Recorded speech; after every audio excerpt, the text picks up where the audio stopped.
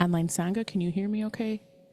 There we are. Friendly reminder to mute yourself as you return back to the main group here. I like being the omniscient speaker. I'm just talking off of, let's see if I can fit myself in here. Okay. Good morning, everyone. Welcome back. Hope you enjoyed being with Sangha members this morning. We'd like to continue this morning with a warm welcome to oh, right. A warm well, that's hard to do with you, Chris. Don't do it all. I'll do leg squats here. I'll do wall squats. Let's welcome this morning our speaker, Chris DuSell, a longtime member since maybe 2010 or so, and such an active Sangha member that it does deserve some mention. She has served as on our board of directors in her years, meditation timekeeper, Sunday morning Zen coordinator, study circle steward, ethics circle steward. Most recently, she is a mindfulness instructor and co-steward of our kinship circle, which Linda has brought yummy snacks for us for after, if you'd like to stick around for our kinship hour, hosted by our kinship circle. Outside of these doors, Christine worked in the human resources profession for some 25 years.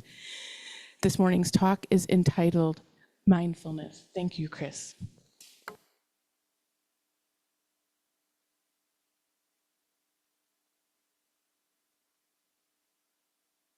Oh, yeah.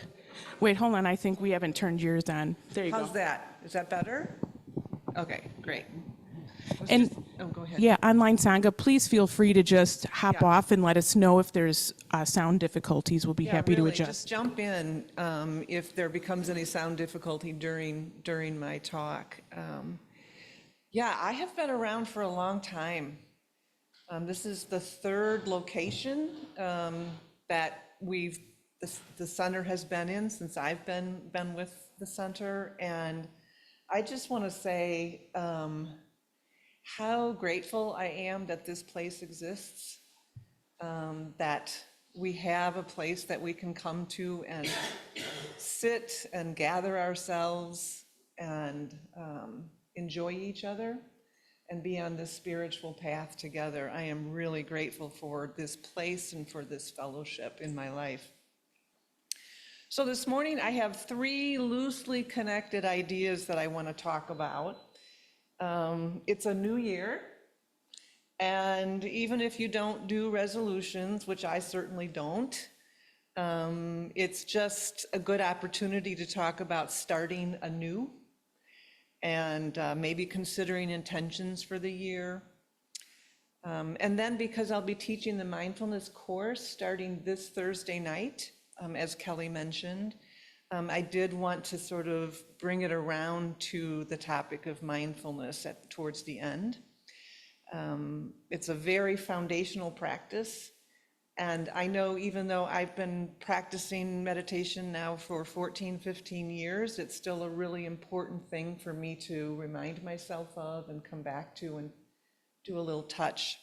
So it's a very back to basics talk this morning. I hope there'll be something in it that you can take away. So whenever my mind contemplates starting something anew, two concepts or practices come to mind for me. And one of them is, my mind just says, resolve to begin. And another concept is not knowing, going into this new practice or resolving to begin with a not knowing mind. So I wanted to talk about those two briefly. The resolve to begin came from this book, Training in Compassion, which we refer to, some of us refer to fairly regularly here at the Zen Center. Those of us who have read it feel like it's something near and dear to our hearts.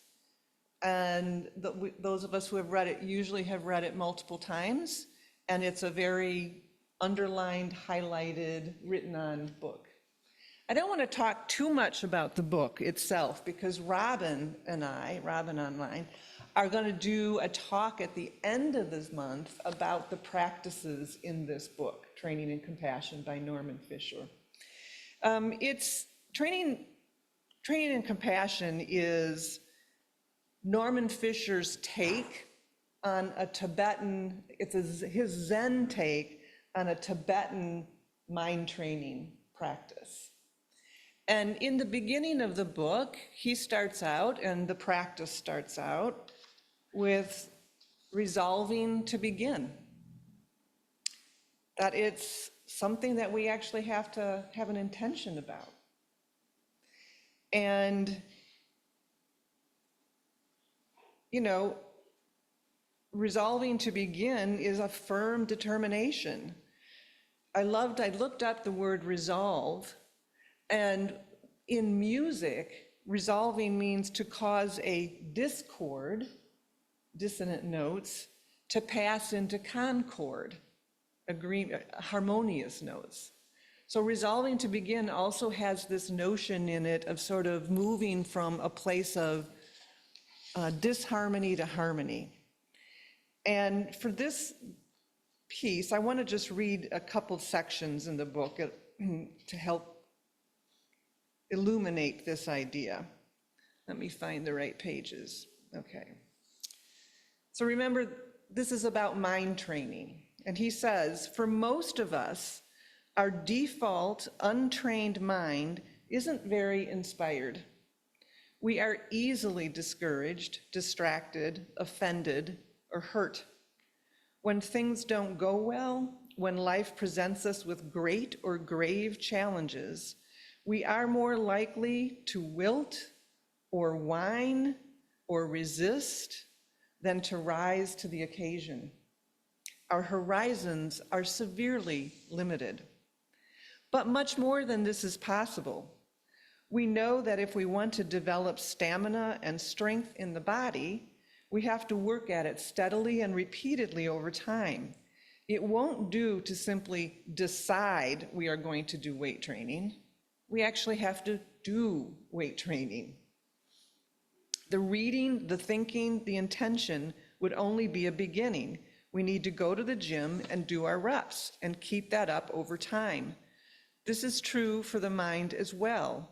Training the mind takes not only know-how and intention, it also takes repetitive training over time. This is where spiritual practice with its many techniques come in. Spiritual practice, exactly like training in a gym, takes time and effort. Just as there are stationary bicycles, treadmills, weight machines, and other devices, so in spiritual practice, there is prayer, meditation, ritual study, and other techniques. Using these steadily over time, we can change our minds. We can begin to notice our unsuccessful repetitive patterns of thinking and feeling, and we can begin to see their consequences. We can begin to cultivate new ways of thinking, feeling, speaking, and acting, and gradually make them more and more our own. And then I just want to read one other. He goes on to say that at the beginning of this practice, we need to appreciate that resolving to begin and beginning practice recognizes that it includes everything in our life. Everything difficult that has happened in your life up until this moment is how you begin the training, is acknowledging that and including that. The divorce you are going through or have gone through but never digested, the inexplicable breakup from out of the blue, the unexpected death of someone close to you that has shaken you to the core, a terrible childhood you might have thought you'd gotten over but now realized you haven't, an illness or some other present or past disaster may be what you need to include as you move forward. The difference between just suffering these things and trying to cope and training has to do with how you view them, with your sense of personal resolve and personal responsibility. Even if what happened to you was not your fault, taking responsibility for it now that it has happened, owning it as the stuff of your present life rather than seeing it as a tragedy that shouldn't have happened, and therefore there's someone to blame, even if there is someone to blame, or bemoaning your sad fate and life's terrible injustice. This is the necessary step in resolving to begin. Every time I read those, I think to myself, I can bemoan things that are going on in my life. I can think, why don't I have more sense of settledness? And I need to just own all of that and bring it into my practice and resolve to begin. He says, this is the point that you mark by this point is that you begin by marking a pause in your life, a time when you say to yourself, the old path is no good anymore. I have come to the end of it. I need to take the time now to review my life so that I can find the motivation to go ahead differently. Pretty good stuff, huh? And that's just in his introduction, But I think about, because of this book, I think about that. Whenever I get myself into sort of maybe my meditation has gotten a little sloppy. I'm either not doing it as often as I want to, or I'm shortening. I'm saying to myself, I don't have time today. Or I'm noticing that I'm being sharp with my spouse more frequently than I want to, or with my mother, my elderly mother who I caregive to. I say, hey, resolve to begin. Resolve to renew, maybe. Come back to what's important and about the way I want to practice, the way I want to live my life. So we have this opportunity at this new year, but of course this opportunity is always available to us every moment of every day. We can resolve to begin. To recommit to our spiritual practice, and we may have several practices within our spiritual practice. Surely it means recommitting to our mindfulness meditation. So recommit to our bodhisattva vows that we just chanted at the end of our sitting. So that's the first thing I think of when I want to move into some new way of being in my life. Again, it comes from training in compassion. And then the next thing I mentioned was beginner's mind. That's also something that, that is a practice that I have to bring myself back to over and over and over again. So if we resolve to begin with firmness, with determination, then comes, that's sort of the what, and maybe part of the how is with beginner's mind. We enter this year with perhaps goals or aspirations or intentions, the values we want to live out, and commitments to certain ways of thinking or particular activities we want to undertake. And can we approach these with the beginner's mind? Which to me means with an openness and a curiosity to what the universe has to offer us. Bringing not a lockstep linear approach to our lives and commitments, but as Eve Marco shared in a workshop she gave here several years ago, with an ever so slight opening. We can be really driven in our lives, sort of like going through life almost with our fists tight. We got to get this done, this done, this done. And that, for me, I experience it in my whole body. There's just this hustle or drivenness.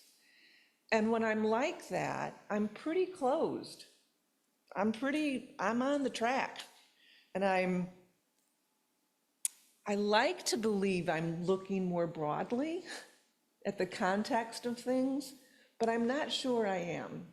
Because I think when I'm in that kind of mode, What I'm seeing when I look more broadly is what I think should be there, what I want to be there. I'm not really looking at what's there. So Eve said, she sort of used her fist and she said, this is how a lot of our lives are, closed fist. And she said, you don't have to open it this far. You simply have to loosen your grip a little bit. So there's a little air that's getting into your life, a little air that's getting into your vision, your thinking. And that's one way I think about not knowing, is leaving the possibility that I'm not seeing everything there is to see. Another person who comes to mind when I think about not knowing is David White. He's a poet. And he talks about the conversational nature of reality. I don't even know if I know what that means, but just like with a good poet, somehow it resonates in my body. That there is a conversational nature with our daily lives, a dialogue with our world. He also uses the word frontier regularly, that we have inner and outer frontiers in our lives that are inviting us forward to explore, to engage with, horizons that draw us and yet we cannot see beyond. So he's got this evocative language that helps me understand that I don't have it all. That nature, reality, I can converse with it. I can ask, what are you bringing to me today? How is the best way for me to engage with it, rather than to think I know how it's going to unfold and what it is I need to do. The way I understand these ideas is that they allow for, or indeed require, some level of improvisation in our lives. Some dance with what's going on. That some willingness to be influenced by what's out there, rather than me always trying to influence what's out there, right? Walking into our lives with some of the T's uncrossed and the I's undotted. That's not an easy thing to do. But I think it's really a useful way to practice. And then finally, I have one last little, you can tell I like to listen to people outside of me. I've got Eve Marco, I've got David White. I'm a big podcast listener. And someone who's going around the podcast circuit for the last year, boy, I didn't even know that before, but there is definitely a podcast circuit. The same people start popping up, and her name is Dr. Becky Kennedy. You probably recognize her name, maybe, Steve? She is a therapist, and primarily she focuses on working with parents and helping them to be optimal parents. She said this thing a lot of what she says, though, really has relevance and resonance for any of us in our adult lives, because we were all kids once. Many of us have been parents. There's something in here for all of us. She has this notion that she calls MGI, most generous interpretation. So when somebody is behaving in a way that irritates you, annoys you, upsets you, or when there's a situation that is irritating you, upsetting you, or annoying you, we usually have almost an immediate sense of that person is doing something wrong. It's wrong. They need to stop it. And I need to help them do that. Because I know it's right. Right? And the notion here is that you give a little pause and you say to yourself, what is the most generous interpretation I could make of this person's behavior? It reminds me of another thing that I've asked myself before in situations. It's, what else could be true? So I think I know, I think I'm certain, but can I give, with Eve's little space now that I have, can I say, what else could be true in this situation that I'm not thinking about?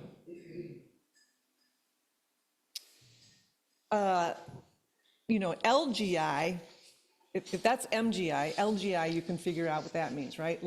Least generous interpretation. And that's what I think most of us bring to a lot of situations, because we like to nail things down and we want to think we know. So this question, what is the most generous interpretation, or what else could be true here, takes us out of our reactive knowing mind and asks us to open up and to consider other possibilities. So it's moving into not knowing. And as I said just a few minutes ago, this can be really hard. I know for myself that I like things to be known. I worked in a couple of environments when I was working that had almost one place had a stated value of being able to operate effectively in an ambiguous environment. You know, things weren't lockstep, they weren't black and white. And I felt like I was really good at that. But when push comes to shove, I want things known. I want to nail them down. You know, I'm the person who, when I'm having people over for dinner, I've got that night planned, you know, from the moment they walk in, because I want to not have things go out of whack. And this is, so it's not easy to operate in this not knowing environment. And I'm not suggesting that we don't have plans, that there aren't areas of our lives that we do sort of need to lock down. But I'm just suggesting that rather we try to leave the window open just a crack for the unexpected, the unanticipated, to move in and through our lives without throwing us off balance. To sort of know that there's a lot not to be known, a lot that we don't know, and we can ride with it rather than being thrown off by it. And we can actually position ourselves to be open to it. It takes practice. It's part of our spiritual practice. I think parents have some good experience with this. I am not a parent myself, but I know that I'm always around parents. And what I've learned is that your child doesn't always follow the script you have in mind, do they? They just don't. Whether a baby, toddler, adolescent, or even adult, I guess as a parent, you really have to learn to leave room for this unique individual to open up. So it's bringing that mentality of allowing things to move into the rest of our lives. We can react with kicking and fighting when things aren't the way we want, or we can be open and curious. And we aid all of this by starting out with a mind that moves with some ease between structure and improvisation. It's a dance. Too much structure and rigidity, and things typically don't go well. And too much improvisation, and things get chaotic. So it's this middle way, which is what Zen and Buddhism has always taught. It's the middle way. It's not this, it's not that. It's something in the middle. So that's my thoughts on beginner's mind. So I want to shift now and talk about mindfulness specifically, but I want to do it through a back door. I was in Phoenix for the holidays. wow, was that nice?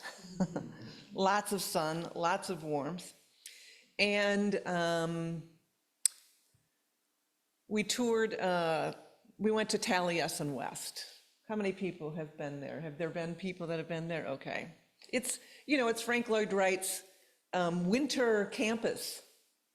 He and his family and his employees, people who would draw for him and help him with architecture, all would decamp to Phoenix for the winter. And it's a beautiful, beautiful place. And they have quotes of Frank Lloyd Wright up in, different places as you're going through the tour. And one of the quotes that was up there that, excuse me, captured me, it's just really simple. It's a simple quote, but it says, "What is needed most in architecture today is the very thing that is most needed in life, integrity." And what resonated was what's needed most in life is integrity. He didn't say what's needed most in life today. He said what's needed most in architecture today is the very thing that's most needed in life, general. And he's got that right, I thought. As I continue to think about it, I realized that I was primarily thinking that I sure wish other people operated with more integrity, right?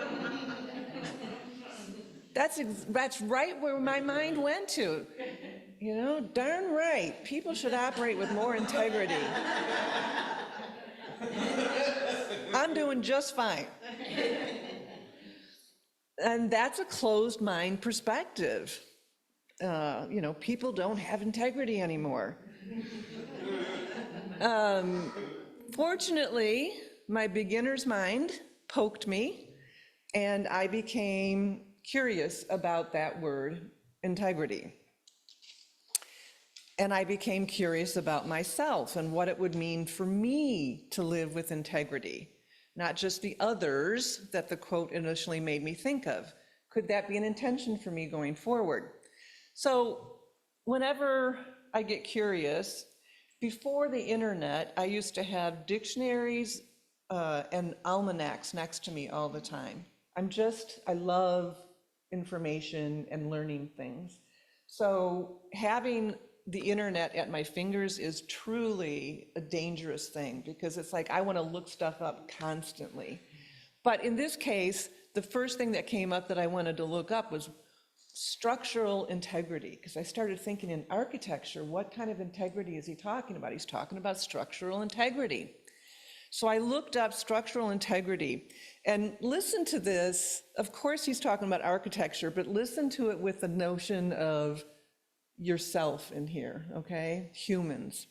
Structural integrity is the ability of a component, structure, or asset to operate at optimal level under the pressure of a load, including the weight of the asset itself. Just think about that with yourself in there instead. Operating at optimal level under the pressure of a load, including the weight of ourselves and our mind and whatever's going on. The key thing is, if structural integrity fails, the results can be devastating. It is therefore very important to think about structural integrity not only in the design stages, but also in the long-term maintenance phase of a structure's life cycle, through to when it's demolished or dismantled. So integrity is something that we have to think about through our whole lives. It's not a one and done kind of thing. So then I went to the etymology of the word integrity. And it comes from the root integer, which means intact, entire, whole. A little different than what I was thinking about integrity, right? I had it more tagged to sort of the ethical side of things. Related, it's also related to the word integral, which means necessary and essential, and it's related to the word integrated, also, which means to make whole. So living with integrity means we live intact. We live from a place of wholeness, making whole our body and mind and heart and spirit. As we teach in the foundations class, living not just a life of the mind, but integrating mind, body, and spirit or heart. Holding and valuing all of our experience, thoughts, body sensations, emotional experiences, not privileging one over the other, finding the concord, finding the harmony among them. When we don't operate in this way, when we don't operate in a whole integrated way, we don't operate at optimal level. When integrity or integration fails, the results can be devastating.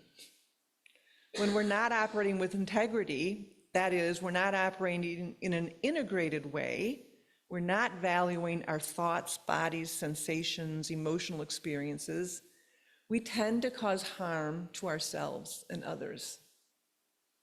When we ignore the tension in our chest and instead stuff the experience we're having, we do ourselves harm.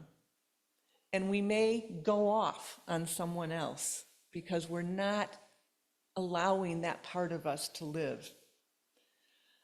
Sam, I'm going to tell your story about road rage.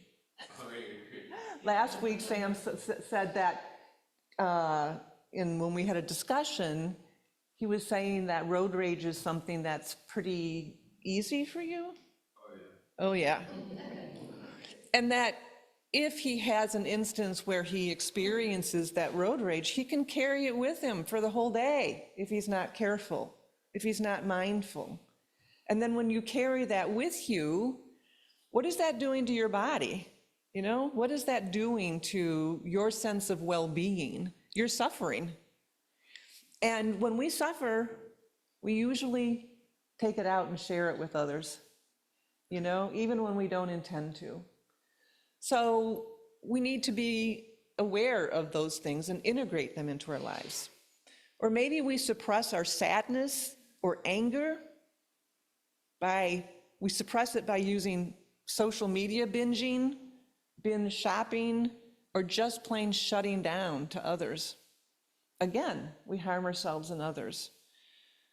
When we deal with our fears by demonizing others, we create disconnection and isolation.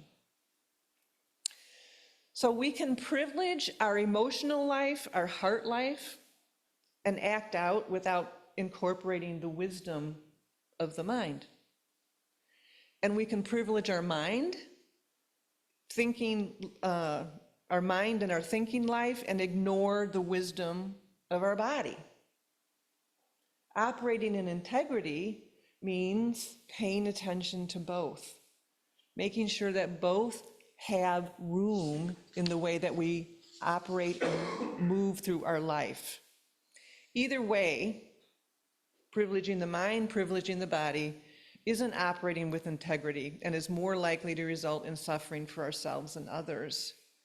So when instead we open ourselves to working with our full range of experience, we're more likely to behave with kindness and wisdom.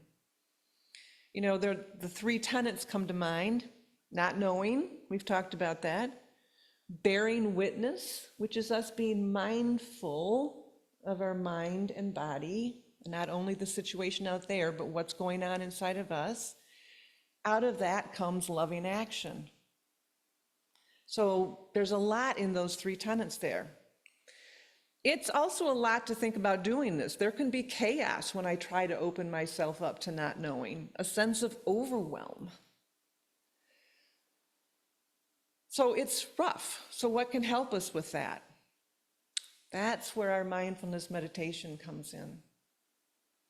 It helps us on our spiritual journey. Especially our practice of sitting meditation can help us deal with our minds and our bodies and everything that's going on out in our worlds. Our sitting practice, our mindfulness practice, coming back to the breath, letting thoughts go without becoming hooked with them, sitting with our emotional states before we react. Our mindfulness meditation is always building our capacity for seeing, sensing, noticing what's going on in our mind, in our bodies, and in our hearts and emotion. A regular meditation practice creates a pause in our lives. We can notice the feelings and just breathe with them. We can notice our thoughts and not need to act on them. We can just sit with them. So a mindfulness practice builds our self-awareness. It builds emotional regulation. It builds honest reflection. It builds the ability to make better decisions. And it helps us be accountable to ourselves. Mindfulness, when practiced within a spiritual path, fosters and supports a life of integrity, a life of integration, one that seeks to harm neither self nor other. In the upcoming Foundations course that I'll be teaching, we'll dive deeply into this practice of mindfulness, this practice that helps us live with integrity, what it is, how to do it, how to deal with obstacles that get in the way.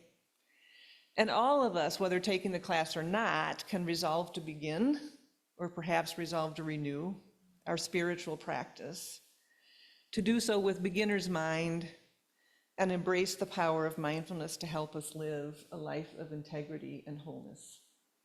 That's it.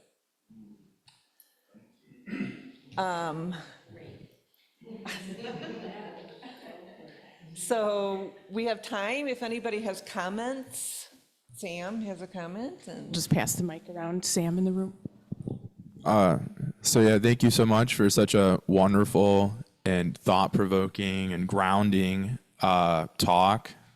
Always great. Yeah, I really, there was so much in there that was just so, I was trying to practice listening instead of thinking about how many questions and responses I could ask. I'm trying to be a better listener and more of a listener and less of an orator. And I'm sorry for all the questions I'm going to be answering here, but or more orations, I guess.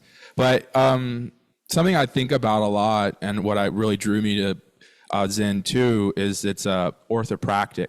So it's a practice. It's not necessarily like a lot of other religions or philosophies are orthodoxic, which means it's about what you believe. And I think one of the really beautiful aspects is that no matter, how long you've been doing sitting, zazen, or any of the other Zen arts or anything you're doing, you're always a practitioner because there's nothing to attain. And I think sometimes it can feel discouraging to think there's nothing to be attained and think, well, why am I doing this? If nothing to be attained, but realizing that when there's nothing, you cannot be anything higher than a practitioner. It's like you realize that it's a very powerful thing because there's no world where you can look back at what you did and say, oh, I didn't get what I was supposed to be getting, because you understand that it's a constant sort of effort and to maintain. It's like having a fire that you keep throwing a log onto every day and keep going. And I think in our culture, we spend a lot of time thinking, especially with stuff like diet culture and things like that you can take this pill and it's like suddenly you're good. It's like, oh, I'm fit, I'm healthy, without the understanding that to be healthy is to eat healthy. Like going to the gym, you mentioned that earlier on about it's not just thinking about going to the gym, you actually have to lift, or go there. And I think all the time, a mantra I'll think to myself when I got into being a little more healthy is that you aren't strong because you have lifted, you are strong because you lift. You aren't learned because you have read, you are learned because you read. You aren't aware because you have sat, you are aware because you continue to sit. And so when you understand that and you're not thinking back, what did I get out of all of this? You know, when do I get to stop and say, oh, it's over? You know, I did it. You know, I crossed the finish line and now I'm forever there. Life is a constant effort. So yeah, that's just something that I thought of whenever you had said some of that. Yeah, thanks. No, I think you're absolutely right. And I too love the fact that Zen, that is about practice. I love even using that word, that we aren't ever done. And there's some liberation in that. You know, we don't have to achieve. We don't have to accomplish. It's one area, at least in our lives, where we can just put ourselves back into practice, you know? So thanks, I agree. Yeah, Dev. Is this on? Uh-huh. I take great comfort in your talks. I especially like the one where you talked about redecorating your living room. Dining room, and I did it. Yes. It's done. So among other things, those are the things I take away. And I was wondering when you were talking, it's like, how is your practice? Like how do you do this? Like, just because I think like I struggle making it a habit, or like how and when, or just even a couple seconds on, like how do you make this part of your life? How do I make this part of my life? That's a really good question. I don't know that I've thought of it. I know that as far as my meditation goes, my guideline is more days than not. That's just it, more days than not. I could, you know, and if I tried to do it every day, I would feel pressure. And I just knew that in my life, I did not want my spiritual practice to feel like pressure. So some weeks it is every single day, but that's my guideline. I always have one or two Zen books or Buddhist books or that I'm reading. It just keeps me grounded, and I love to learn. So I participate in the center. It keeps me connected and grounded. Yeah, those are just a few things that I do. I mean, the habit is hard. It's a hard, if there's no two ways about it. Any new habit that we start as adults, I think it's easy to fall off, but it doesn't matter, you know? Even if you sit for 5 minutes a day, or even if you just take 2 or 3 moments throughout your day, close your eyes and do a few deep breaths and center yourself. All of that, I believe, helps. Just bringing us back to ourselves. I also inconsistently journal. You know, I write things down. Sometimes it's just a phrase, but it's just a way. I know that when my hand writes, kinesthetically, it's creating a little bit more groundedness in my body of whatever it is that I'm writing about. So those are a few things. Yeah. Is there anybody online that had a comment? I don't want to miss you, and I don't want to pressure you. Okay. Gary, yeah. Thanks for talking about developing a not knowing mind. When I started a Buddhist practice 25-ish years ago, whatever it was, I came across that phrase, and I've always been fascinated by it. I've always had jobs, corporate jobs, where I was expected to, be the subject matter expert. So I consumed a lot of information. And as I got away from those jobs, it went with me. So I have to work constantly as developing a not knowing mind. And in the past few years, I've made some success, some progress. I used to subscribe to 5 newspapers, and I've got it down to 2 now. So there's hope. There's hope. Can I just say that not knowing mind, it's aided by retirement.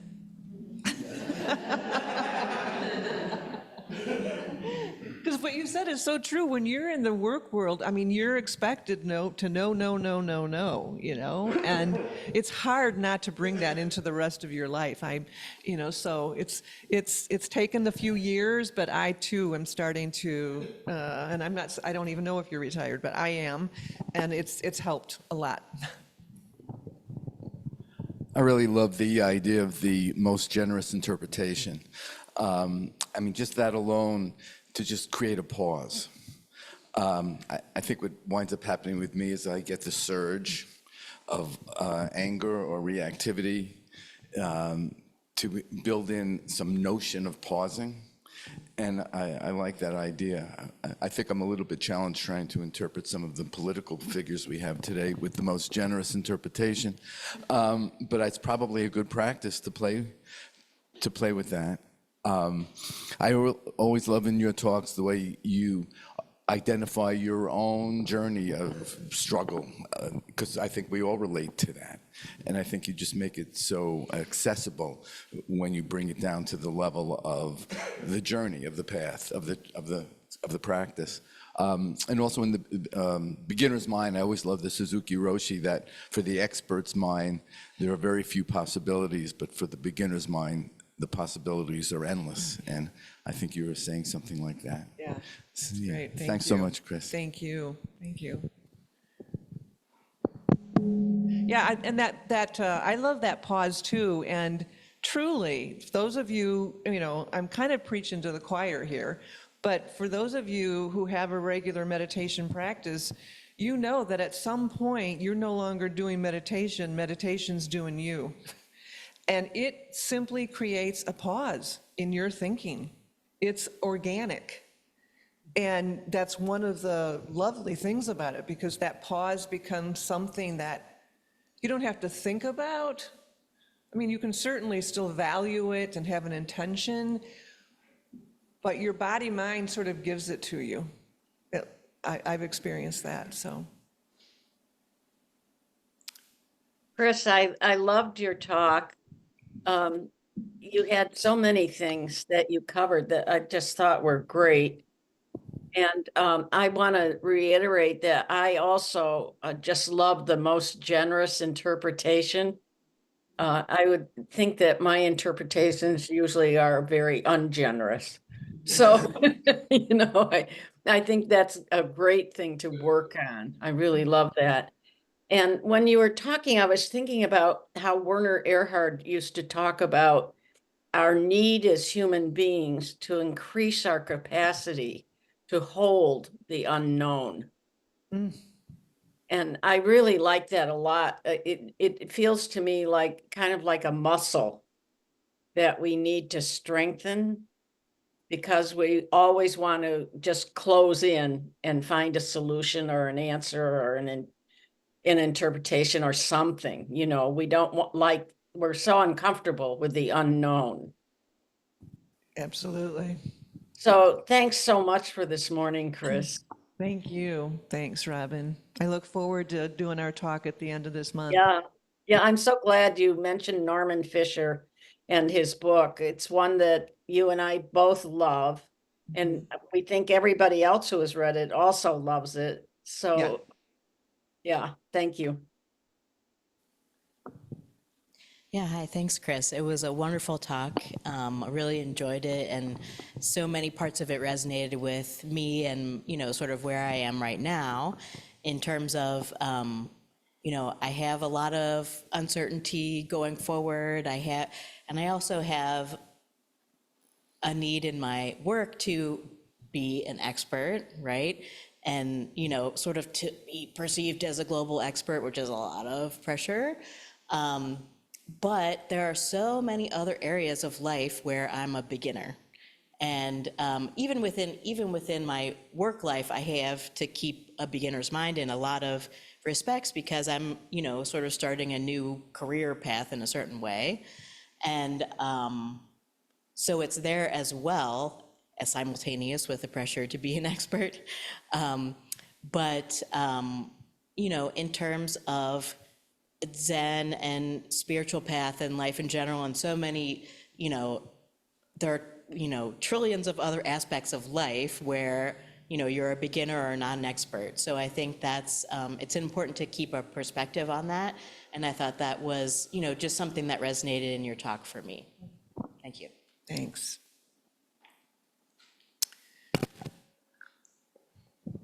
Well, I think that Yeah, we're about at time. Any last wraps us up. Any last comments, thoughts? Yeah, one more. We're not letting you out of the hot seat just yet. Here, one more. I just wanted to thank you for mentioning parenting as part of your talk and connecting it to mindfulness. I feel like when I started to be a parent, it came with more like of what I should do, what I should know. And the more I embrace the not knowing, and the more I embrace it as actually a practice of like whatever is attained today, tomorrow is a different thing. And openness to that, what arises is actually help me be better parent in a way of interaction, and kind of not forget but balance maybe the part of responsibility of taking care of another small human being and the part of like being their guide and a teacher, but also understanding them and helping them learn. So I feel like after your talk, I'm thinking like Zen, in a sense, it's like parenting. Parenting is like Zen, they all connect. Thank you. Thanks, Martina. No, I mean, just to follow up, I really appreciated also your mentioning parenting, and Dr. Becky shows up in my Facebook reels. And, I always really enjoy hearing what she has to say, and that most generous interpretation really resonates a lot. And yeah, John Kabat-Zinn in one of his parenting books says something about being a parent is like having your own live-in Zen master. And I think that's really apt. But thank you for your talk. Really, really enjoyed it as always. Thanks, Kathy. Thank you, everybody. That's a wrap. Those of you in person, please join us for some fellowship and snacks provided by Linda for our kinship hour. Those of you online, our online Sangha, thank you for being here. So appreciate seeing your smiling faces and contributions to our center. We'll see you again next week. Enjoy the day.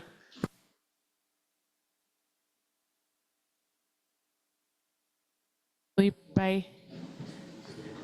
Have a great day, everyone.